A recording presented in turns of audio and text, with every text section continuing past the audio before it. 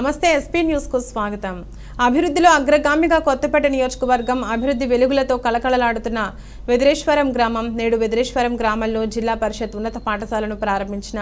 జిల్లా collector Himanshu Shukla MLA చెర్ల జగ్గిరెడ్డి చొరవతో అభివృద్ధి పదంలో పరుగులు తీస్తున్న వెదిరేశ్వరం గ్రామం 1,24 లక్షల రూపాయలతో జిల్లా ప్రజా పరిషత్ ఉన్నత పాఠశాల అభివృద్ధి,